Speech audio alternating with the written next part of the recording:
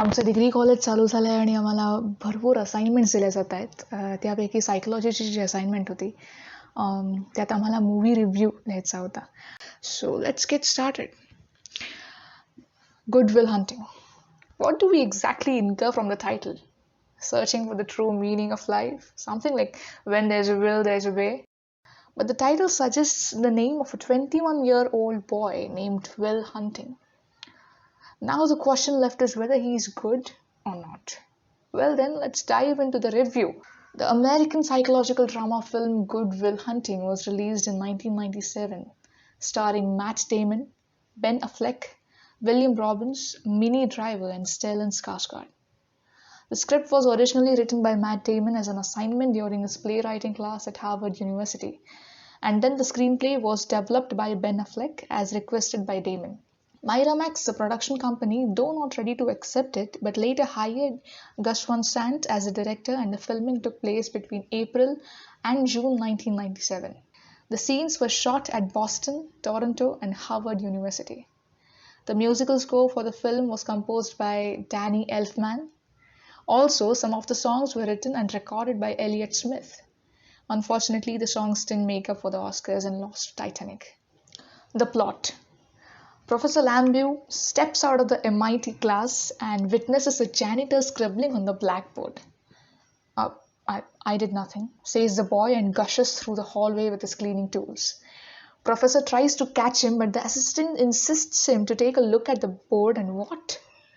That janitor has solved the mathematical problem as if he were gifted with some special abilities. Professor himself had taken whole 2 years to solve that problem, and from then the journey starts. Willie is a 21-year-old South Boston chap who has this I don't care attitude, driving along the Boston streets, having drinks, doing all kinds of odd jobs. Life was this until Professor Lambeau chased and persuaded him to work with him on different mathematical problems. The professor had noticed a spark in him and even compared Will to Ramanujan during a conversation with William Robbins, that is Dr. Sean.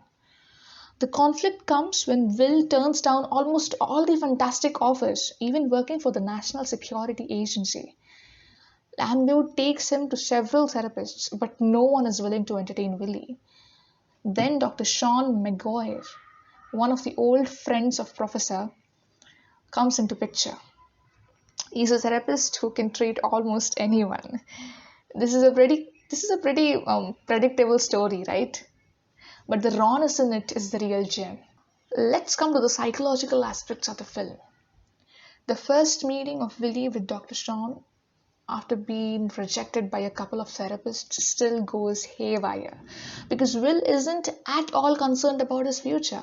Dr. Sean, on the other side, takes Willie seriously and agrees to continue with the sessions. Now, over here, we see that the amazing actor William Robbins as a therapist uses the technique of joining in, that is, matching with the pitch, tone, and sometimes volume of the client to make him believe that the therapist shares somewhat the same personality. It's incorrect for the therapist to share his personal information, but McGuire molds the information into a see-through equipment to get an insight into Willie's point of view on certain things, and even his past traumatic life. Gradually, Will unfolds himself, and that's what psychologists call building trust. Just building rapport doesn't make things simple. We need trust. The introductory scene of William Robbins itself starts with a question where he asks his students, why is trust so important? The raw conversations of Will and Dr. Sean build more than just a client-therapist relationship. Through the stories of McGuire, we start connecting the dots of Will's past life as well. Abandoned by his drunk father, the proofs of his physical assault, emotional torture, it was a tough life for Willie. The trauma wasn't letting him settle down. He was scared of losing someone dear to him, and so he himself would leave them in the first place. He used to not like when people called him a maths genius and that he owned it. It felt like his intelligence was a burden for him, and Dr. Sean understood this emotion of his. The healing process was just one sentence. It's not your fault. It's really not your fault. This may look quite undemanding, straightforward, and painless. Like Will's response to it diverged a lot of meaning. You could feel all the emotions, a quick trip through his traumatic past and the warmth of Maguire's shoulders via mere bowling. Let's go scene by scene. The first scene we'll take is my boy is wicked smart. Being a brilliant, bright, smart, and quick witted boy, Will had a philosophy of life which was to be original. He didn't want to be under someone else's control. He wanted his thoughts to be original and thus rejected the idea of going to school. Who knows, maybe this life philosophy of his was somewhere connected to the past.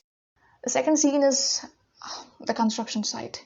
The audience constantly feel need for a counselor for Will. Willie's friends understand everything. They are familiar with the trauma he's going through and want to help him out but don't know how to.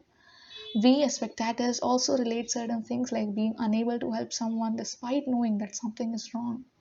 The third scene is the first meeting. Will has this constant shifting of subjects while talking. He never settles down. This doesn't show his ill-mannered behavior, rather points out his feeling of insecurity and the fear of getting attached. The lake meet. Dr. Sean sheds light on the true meaning of beauty and hypothesizes that it's not something that is achieved by reading mere books, but it's the splendor to be felt. His casual talks transforming into something thought-provoking, Dr. Sean's patience, his subtle way of getting acquainted with Willie is surely worth looking at. Good Will Hunting does a wonderful job of breaking certain norms in counseling. Revealing the therapist's personal life can be a lot more impactful if done properly. Second, the kind of setting in which the sessions are being held doesn't matter. Thirdly, being friends with the client is not at all morally misleading.